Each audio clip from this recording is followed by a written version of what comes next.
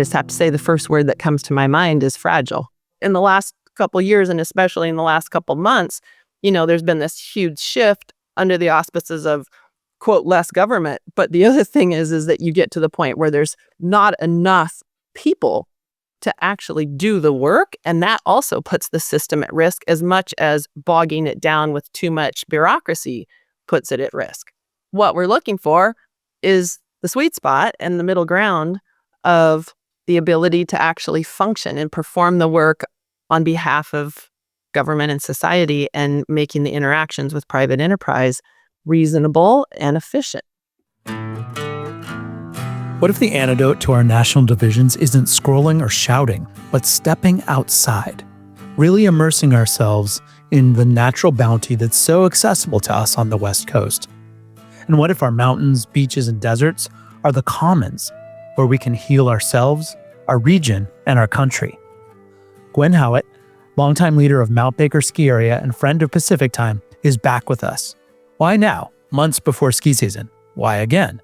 Well, she's an amazing human, and because she just got back from Washington, D.C., she has field notes from the belly of the beast that are directly relevant to our ongoing exploration about the changing role of federal government in our lives on the West Coast. Over the summer, the Trump administration slashed budgets for the very agencies that manage our national forests. It's a sensitive moment. Will Congress let these cuts stand? And if so, how will we balance commercial, environmental, and social interests in some of our most precious natural lands? Gwyn visited with members of Congress and leaders of the U.S. Forest Service to advocate for a responsible reset.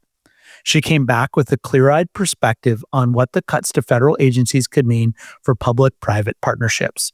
She also offers hopeful insights about the staying power of the democratic process alongside widespread appreciation for the outdoors.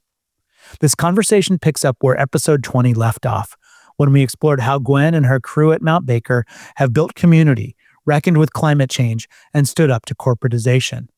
Now we add two more obstacles to the mix: federal cuts and the politics of Congress. I'm Greg Ammerfell.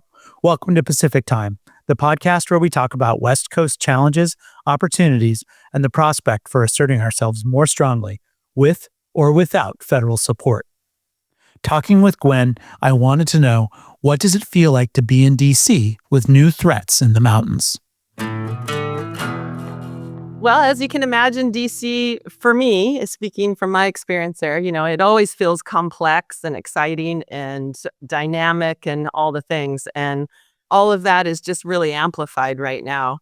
Just walking the streets, I guess, and the area around the National Mall and some of the areas around the communities around kind of Capitol Hill and all that definitely have a little bit of a different vibe from the standpoint of, yes, I saw lots of National Guard groups around and things like that. So I definitely was there with kind of like a different heightened awareness of, the political climate in particular that we're in right now. However, I will also add to that there was also, I came away with it with a lot of hope and a deep sense of our common humanity. As much as there were clear signs of our divisiveness and all of that, when I was in the Senate buildings and when I was in the House buildings, walking into the Russell building and standing in line even to get into the halls of Congress, basically, as I'm standing there, surrounded by people from, advocating for everything from Head Start to tribes to other interests. And I just saw also the common humanity of our country, literally standing all there together, getting ready to walk in and engage in democracy, which is what the process is about. So that part of it is active and alive and well, so to speak. It was very, I guess you would say, inspiring to me in many ways. You told me when we were chatting beforehand about going to the U.S. Forest Service and seeing a plaque from the Forest Service founder, Gifford Pinchot. What did it say?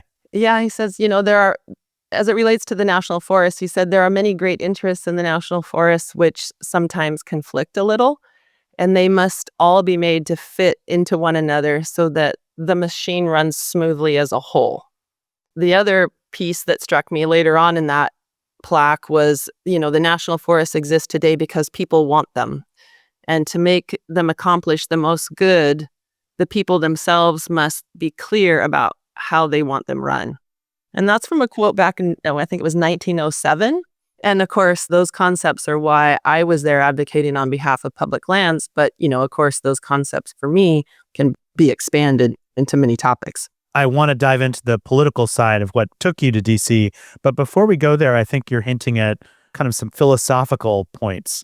And Gwyn, you've talked, when we chatted before, you talked about, kind of why nature and wilderness and public land are so important.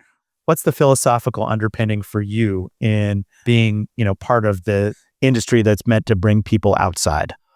Well, it goes back to when I was a young girl, actually, that I remember we had a family farm outside here in Whatcom County, up here near in Bellingham, Washington. And I was outside laying in the grass, looking up at the sky and feeling really, it's my first memory of really, really feeling for the first time, the trees, the air, the sky, the ground, the animals around me, all of that, and getting a deep sense of interconnectedness to life, really, to life.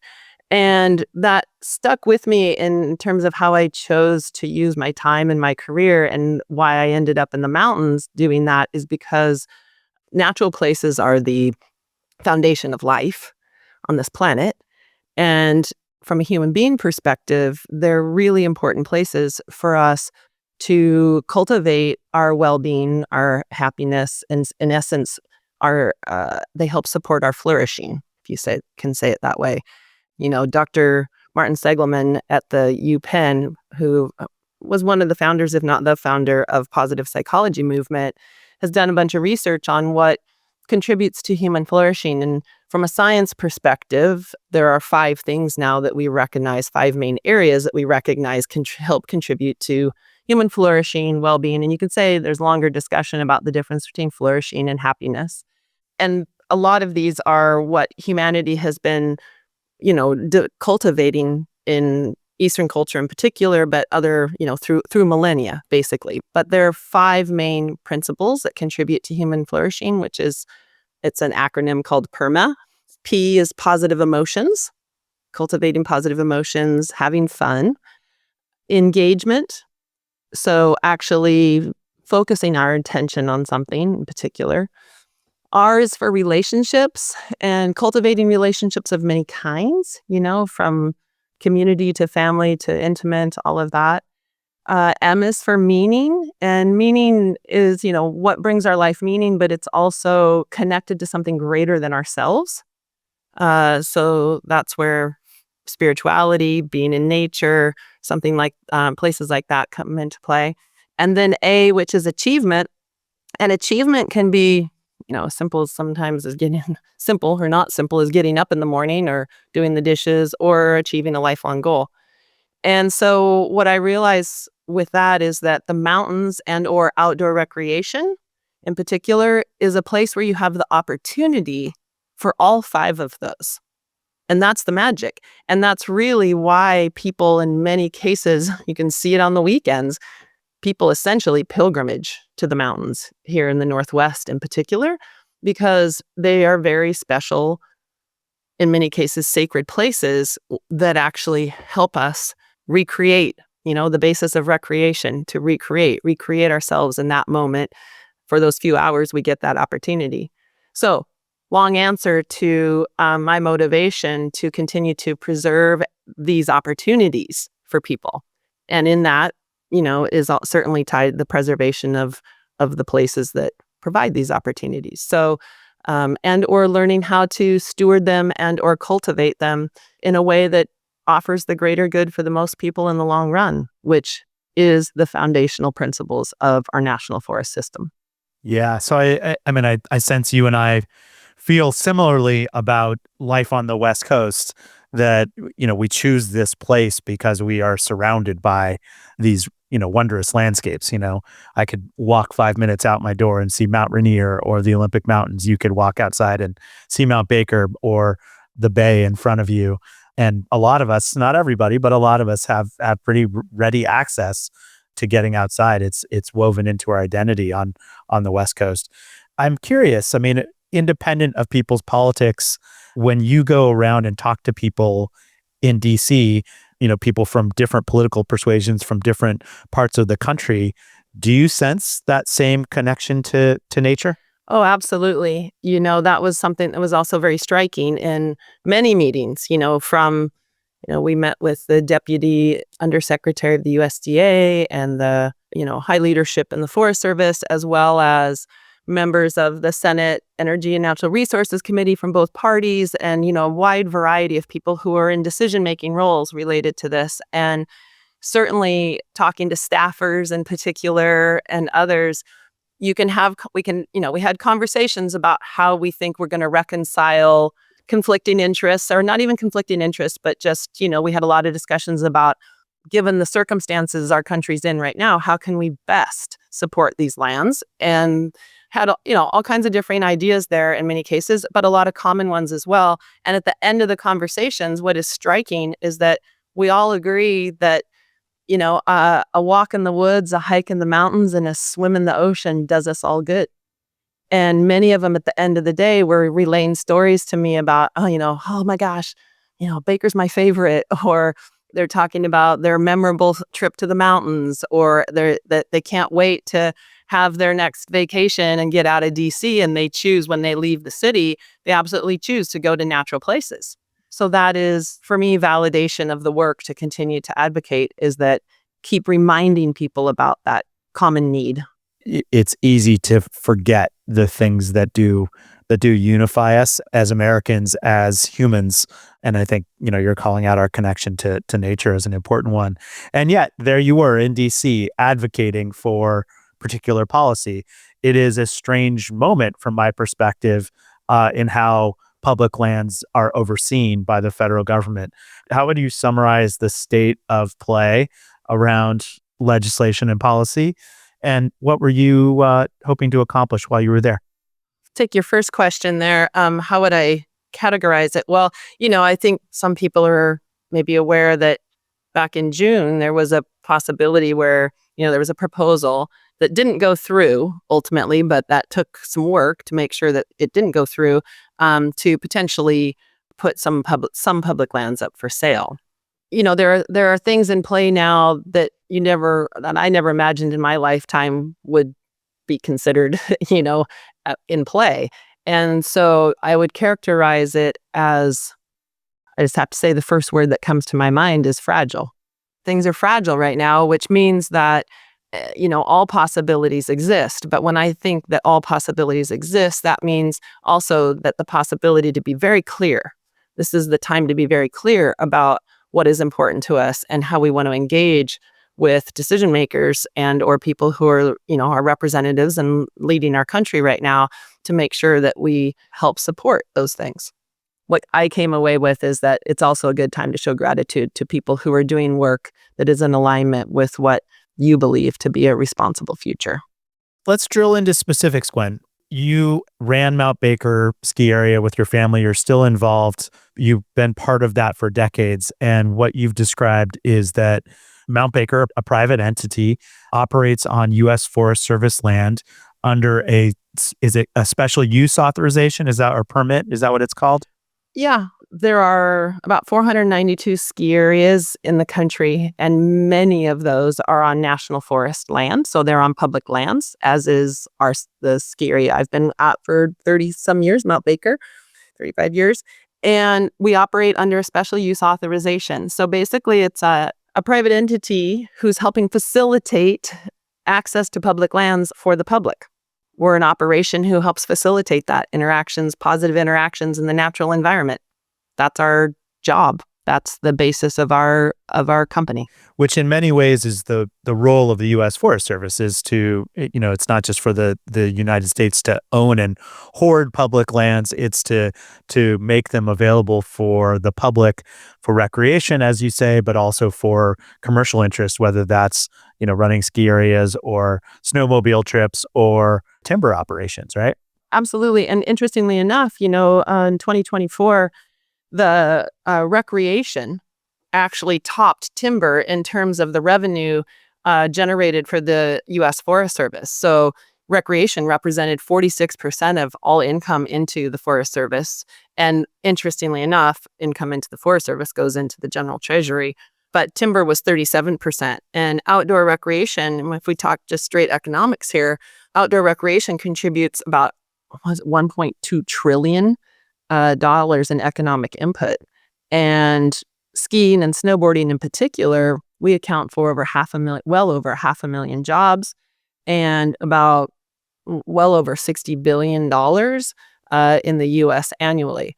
And so, the importance of outdoor recreation, not just to the entities that are facilitating it, but to the rural economies and the local, rural communities that also are part of that system is significant. So it's about facilitating access for the public to public lands that the public owns. Yet at the same time, it's also about creating jobs and preserving local economies and, contributing to local communities. And in our case, as an independent, originally owned ski area, we're deeply tied to that whole system here in Whatcom County in particular. And that's been what has really been gratifying and an honor to help steward that over the last 35 years in our community. So not only are our outdoor areas and wilderness areas important in terms of our human opportunities to find meaning, PERMA, as you say, groups like Mount Baker, lots of other ski areas, and lots of other companies are focused on economic activity that's meaningful to people and community in lots of other ways, is what I'm hearing. And you used a key word, which is steward. That my sense is that the people behind ski areas and other outdoor recreation kinds of businesses are as serious as anybody about protecting and preserving the wilderness, because it's important to their business, but it's tied deeply to their own sense of meaning. In that sense of stewardship, you've talked about the partnership that you've developed with the U.S. Forest Service. And so part of this strange moment, I mean, it's great to hear that we fended off legislation to sell public lands to private interests that might not be so wholesome. The budget that Congress passed over the summer took a huge cut at Forest Service funding. Could you describe what the situation is that's emerging from the budget? Certainly.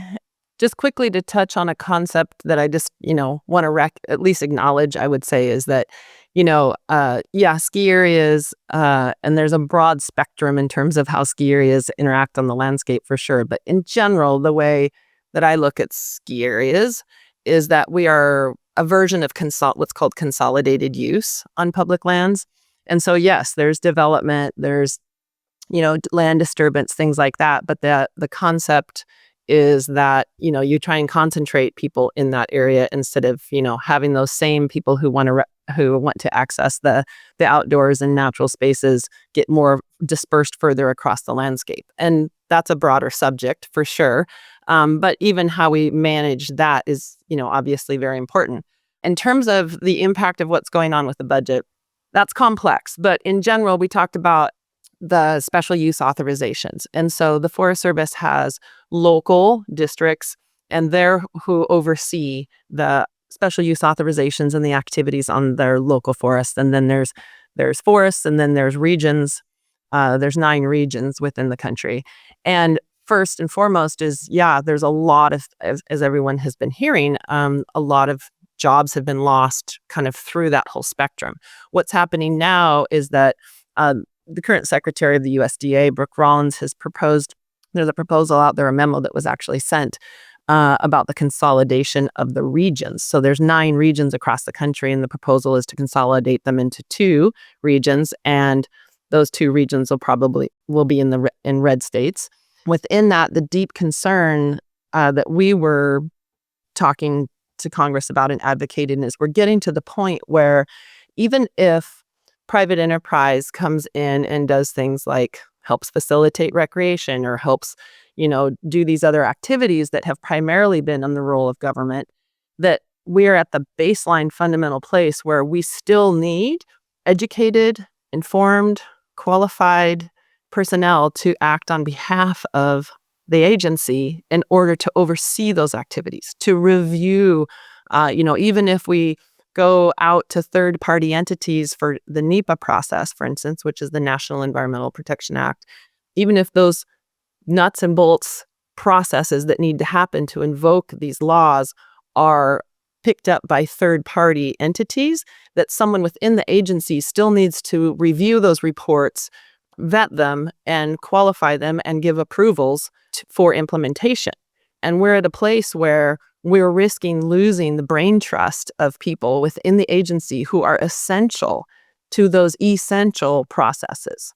And especially because many of the people in the regions have come through, tenured careers within the Forest Service, and they have the knowledge to be able to make common sense and informed decisions to meet the law that we've put in place in order to actually implement these processes that help the reality of day-to-day work on the forests happen, including oversight and implementation of, some of the things that ski areas need to do right now to upgrade our lifts from aging lifts or help facilitate some of the demand, especially since has happened since COVID, is recreation has grown exponentially. And so, trying to facilitate the demand of the public for access to public lands and do so in as broad a spectrum as possible, but do so in a managed, intentional way, also takes qualified personnel within the agency to provide the oversight, guidance, and necessary steps for implementation. Yeah, I mean, what I'm hearing there is a nuanced perspective on the positive and constructive partnership that can exist between industry and the government, particularly around something as sensitive as managing the environment and public lands. And you're saying that as a ski area operator and speaking on behalf of other people managing ski areas who are conscientious about wanting to create experiences in nature that celebrate the environment, it relies on having partners at the federal government to help you kind of weave through the right balance of commercial and environmental interests. Is that a fair summary? Yeah, and I do think our partnership with the Forest Service has, been 73 years strong, and there's been a lot of things that really work well about it. And it is a case where private enterprise can potentially interact with government in a way to facilitate society in both kind of the partnership of private sector and government. But there are clear roles between the two that need to be accomplished in order for that partnership to be efficient and effective. And so at the same time that you could say, okay, you can get bogged down with so much, let's call it red tape and hoops to jump through in terms of interacting with government. What is also on the other end of that spectrum is not enough people to actually implement it. The pendulum is swung hard back to the point of, or is swinging hard, I should say. I'm going to say it's actually swung because even in the last couple years, and especially in the last couple months, there's been this huge shift under the auspices of, quote, less government. But the other thing is that you get to the point where there's not enough people to actually do the work. And that also puts the system at risk as much as bogging it down with too much bureaucracy puts it at risk. What we're looking for is the sweet spot and the middle ground of the ability to actually function and perform the work on behalf of government and society and making the interactions with private enterprise reasonable and efficient. It's such a timely example of the kind of shifting relationship between federal government, state governments, commercial entities, and people. And look, you and I have both been part of big organizations. Shoot, we've been part of small organizations. Is there always an opportunity for efficiency? All the time, right? All the time. But, you could look at an effort like the Department of Government Efficiency and say what they provided is the wrong answer to the right question, because instead of cutting fat, they've cut bone from my perspective. And in doing so, is it that they're making way for mines and timber companies to take over mountain ranges, or is it just sort of reckless cutting with an attitude of we'll see what happens? I don't know that you and I could really judge, but what were you sensing as you talked to administrators at the Forest Service and in Congress? What is the North Star that people are aiming for as related to public land? Well, first of all, I'll say that maybe one of the answer to the question you posed earlier before that one is probably some of both is what's happening right now. And that's what takes diligence and keeping an eye on things right now. That's what democracy is trying to reconcile the many great interests and oftentimes the conflicting interests. I work in and advocate on behalf of an industry where there actually is a long history of, back to Gifford Pinchot and the founding principles, that there are many great interests. It was understood from the beginning that there are many great interests in the national forest, sometimes of which conflict a little. And what I can say is that the people that we talk to and that, I've familiar with in the upper levels, we'll call it, of decision making, are very educated, skilled people who spent, a lot of time and energy and effort learning about and caring for our forests. The Deputy Undersecretary Kristen Sleeper, she's educated at Harvard in the forestry school there, and Chris French, he's many within have dedicated their life to understanding, being educated about, and helping steward these concepts. So that gives me hope. And now the question is, how do you just reconcile the conflicting interests that keep showing up and still stay true to the North Star of, the application of common sense to common problems for the common good, which I really appreciate about, Gifford Pinchot's thinking, or the founding principles, when the forest system was established, is that it is a fundamental concept that where conflicting interests must be reconciled, that the question shall always be answered from the standpoint of the greatest good of the greatest number in the long run. And I believe from what I see, the people hopefully certainly in the Forest Service understand that at their core. And now the challenge just becomes, how do you reconcile that within the political climate that we're facing today? Yeah, and to stay with a forest metaphor, sometimes forest fires are good for forests, right? They create regeneration.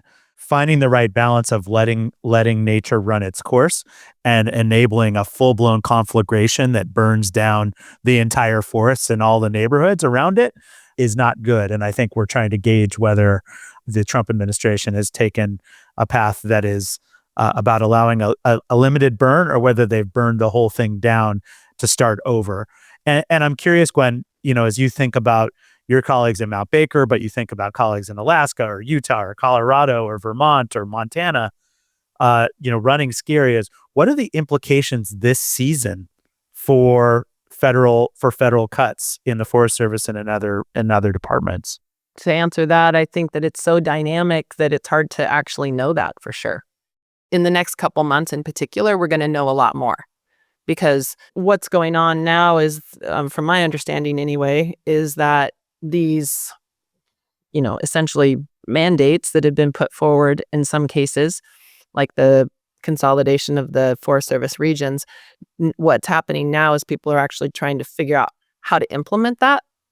And so in the next few months, we're going to be seeing more about decisions about how the implementation of some of these big concepts is actually going to come into play. And that's really when the rubber meets the road. That's really when we'll understand, to use your metaphor, how big is the fire? And that's what we need to really keep our eye on. And if it is large, going back to your metaphor, which is very apropos in many ways, then we also need to be really diligent and intentional about what we replant and or how it comes back, or to try and protect, the critical infrastructure. All those metaphors are very in play right now, I would say. It struck me when we talked before that Congress and cuts from Congress and the administration was just one of the major challenges facing ski areas and other stewards of public lands. There's also climate. There's also corporatization happening in your industry. How are those issues coming up in conversations with the folks that you met in DC? There's also tariffs. Mm. There's also immigration. There's also Whatcom County tourism right now is down. Canadian tourism is down over 50%. Oh, those are all big topics. There is a bipartisan congressional ski and snowboard caucus in the House, and There's also a House Conservative Climate Caucus, actually, and there's also a Climate Solutions Caucus within the House. And so there are groups of people within the House of Representatives in particular, that are putting attention to these areas. And yeah, certainly we are, in terms of energy, renewable energy, and also, initiatives that help address some of the inconsistent snowfall that's happening in certain parts of the country. But, it's a tricky thing because inconsistent snowfall is certainly there's natural fluctuations in the mountain environment for sure that we've all been, having to deal with over decades. However, we also are very much so aware of planning for any potential changes in, rising snow levels or things like that. And so we're all trying to engage in supporting initiatives that keep awareness to those kind of things. Many ski areas actually utilize J-1 visas because of the flexibility with students coming in and being able to facilitate the seasonality of some of the ski areas. So, that's very much on top of mind and was advocated for on behalf of the national ski areas. So yeah, it's a very dynamic, active front for the challenges of ski areas right now. Not the least to mention is, the rising cost of wages and just the rising costs of things in general, including insurance. I mean, we can spend a whole episode just talking about the impacts of wildfire in terms of, alone on the Forest Service, but also just in general on how that is now trickled down into industry, because in some places, property insurance just isn't available. And that alone surmounts a huge risk to private enterprise. The other big challenge right now is just, risk and lawsuits and things like that are having what we are referring to as nuclear verdicts. There's a climate in Oregon right now with, not being able to utilize legal releases, and that at some point will just provide an unacceptable business environment. We're getting to the point where, the business environment is becoming so constrained by so many factors that are challenging that it's really tricky.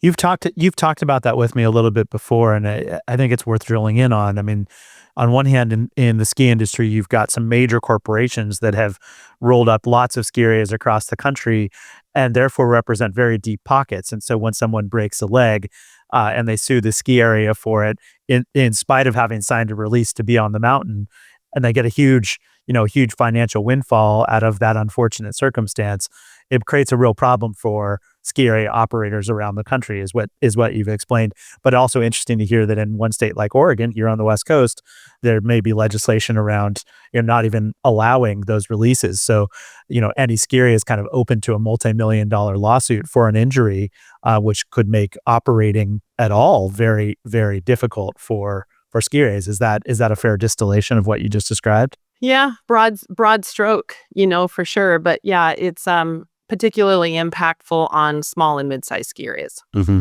It's one of the maybe unintended consequences of consolidation to some degree, that's having some fallout, all the way down the line to mid and small size ski areas. But that's a whole nother topic about too, how it's potentially related to medical care costs. And, I mean, it's all part of a system that is complex. And the reality is eventually it trickles to somewhere. And when it starts to get felt on the ground, so to speak, at the basic fundamental level of small and mid-sized businesses or entities, that's when it's kind of permeated our society. And within the ski industry, that it just adds to the complexity of figuring out the puzzle of how to keep the businesses viable and important so that we can serve people and we can serve the environment.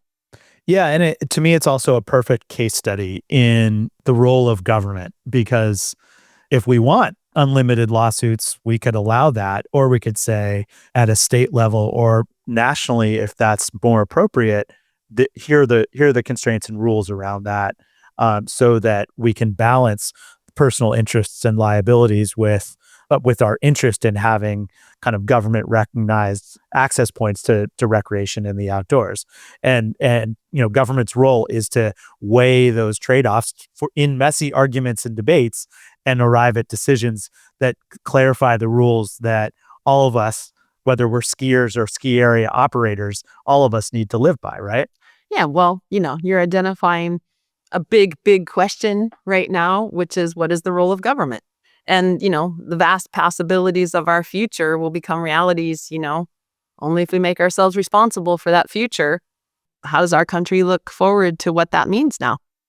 What moves might West Coast governments, state, county, city, with a vested interest in preserving access to local environments, providing recreation opportunities for people, but also preserving the environment itself and taking care of local economies? What could West Coast governments be doing as the federal government rethinks its role? Support existing structures, continue to be mindful about how to support existing structures that keep skilled and qualified people in place to support and oversee the essential, components of what the government agencies are meant to do. The other piece is as we move towards potentially having private enterprise interact more in a kind of partnership way, potentially, supporting structures that it seems like we need another model outside of the classic C corporation model or the nonprofit model. There's like something in the middle ground. And there's a few states, and Washington being one of them actually, that has put on the books the concept of a social purpose corporation. So a for-profit entity, but that there are components of it that support social purpose. I think it's kind of a diamond in the rough a little bit right now. And, incentivizing private enterprise that way so that there are some parameters and intention around the purpose of those corporations other than what is primarily the goal of a standard C corporation entity, which is, to act on behalf of shareholders' equity and profit. So I think what you might be saying, Gwen, is that in the hollowing out of federal resources and capacities, we can expect the private sector taking greater interest in public land. And the question is whether that could be channeled for good. What's being revisited right now is what's the role of federal government, what's the role of state government, local government, and then how does private enterprise interplay with that and partnerships? How can private enterprise be more in partnership to help support those activities? And it's so interesting to hear that Washington State, in a typical example of the West Coast taking on opportunities to innovate, has created the concept of a social purpose corporation, which could be one such structure for trying to balance the various interests as it relates to public lands and in keeping with what Gifford Pinchot said when he created the Forest Service, right? Yeah, maybe that's kind of at the heart of it, is that we've had some thinkers over time in our country who have had some really interesting and profound ideas about how to govern. And it's our time now and our turn to be able to think about the evolution of those. And so Gifford Pinchot in particular, since we keep using this analogy, but Gifford Pinchot may have identified, some fundamental understandings about humanity and the importance of the environment and how the two interact. And now we've come through an era where we've run into some pitfalls and we've also had some successes. And so now how can we use that information, utilizing the founding principles to create the next version of structure that helps support and resolve some of these conflicts? In our last episode, you floated the dream of every seventh grader having a mountain experience. When you were in DC, did you pitch federal recreation or hear an appetite for that? Is anyone talking about incorporating 360s and ski jumps into the presidential fitness test? No, but I'll tell you, that should definitely be part of the conversation. And I walked by the Department of Health and Human Services, the building, many times, and I'm like, that might be my next trip. That might be how we address it, is from a human health perspective. It would be amazing if every seventh grader had the opportunity to go out into nature and spend the day, And if you go to talk to them about wilderness experiences, could you also try to talk some sense into them about vaccinations and autism? That would be great. My politics betray me. After this trip, Gwen, what feels possible? What would a constructive, renewed partnership between ski areas, the Forest Service, states, and Congress look like in 5 years? Really, the structure, I come back to the structure is good. Over the last 100 years or so, like there's people have learned some things and the structure is good. It's, for the most part, I talked a little bit about incentivizing, figuring out structures that ensure private enterprise that does operate on the land is, in alignment with the goals. But special use authorizations do accomplish that in many ways. Fine tuning always, there's always some fine tuning that could be done. But I would say that really it comes down to just ensuring that we maintain the people to engage and to actually maintain qualified, experienced people who are willing to stand in the government agencies and participate. And so that's where my mind is right now. So that's probably where my focus is, because we can't take for granted that that's going to be there.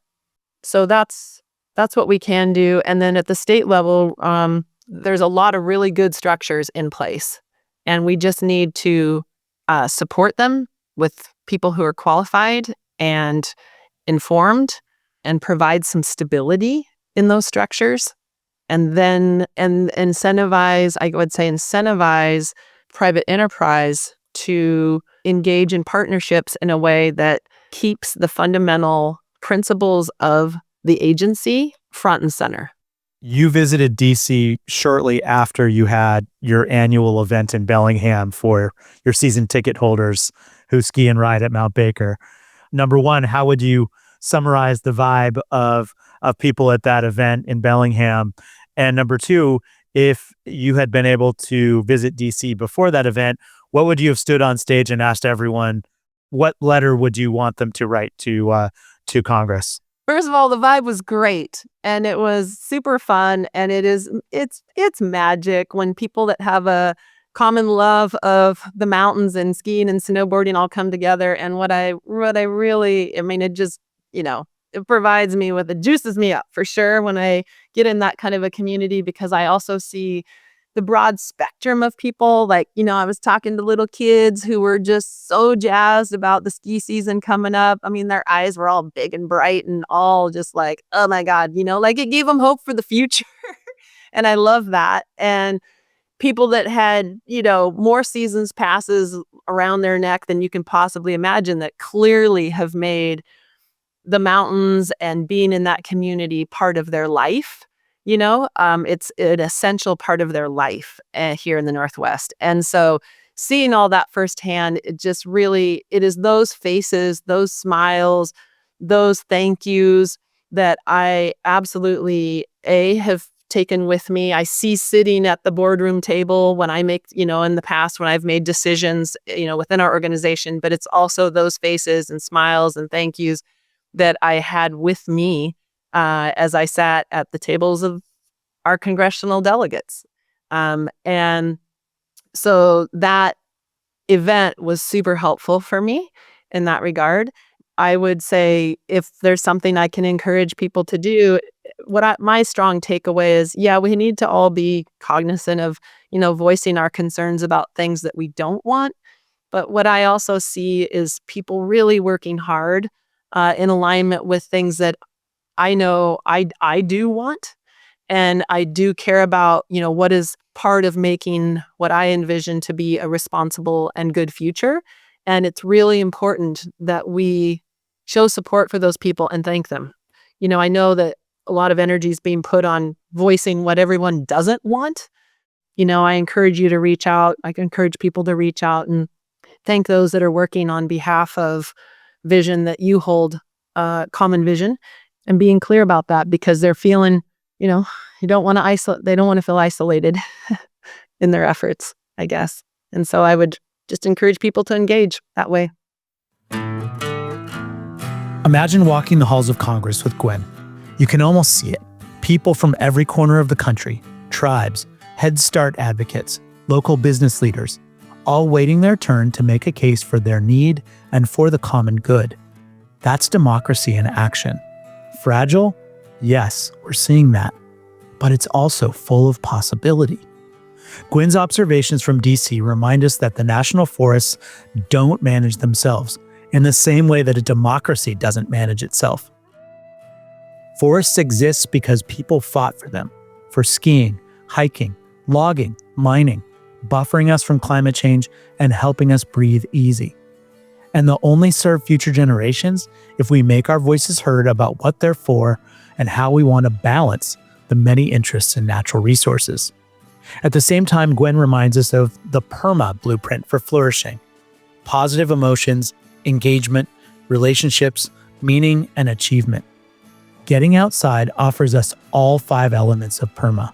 And note that Donald Trump goes outside to golf when he needs to unwind, in the same way I hike in the Cascades or play pickleball in the park. In an anxious, divisive time, the outdoors in our public spaces offer universal opportunities for us to reset and reconnect. What if we came together around something we intuitively know, that we have to protect our outdoor spaces, our treasured natural resources? So here's the challenge. Put aside the tired jokes about long lines at the DMV. Think instead about a time government actually worked for you. Paving a road you drive every day, fixing a traffic signal that once made you crazy, offering your kids a public school education, or connecting you to affordable healthcare. Now ask yourself, what role should government play in protecting and using our natural resources wisely? Then, don't just wonder. Write Congress. Advocate what you want. Gwyn's right, they're listening. And today, AI makes it easier than ever to draft that note. Thanks for being with me in Pacific Time. If you found this conversation useful, share it with a friend and tell us what you think. Where do you see fragility? Where do you see flourishing? And what will you ask of your representatives? I'm Greg Ammerfeld. Thanks for listening. I'll see you next time.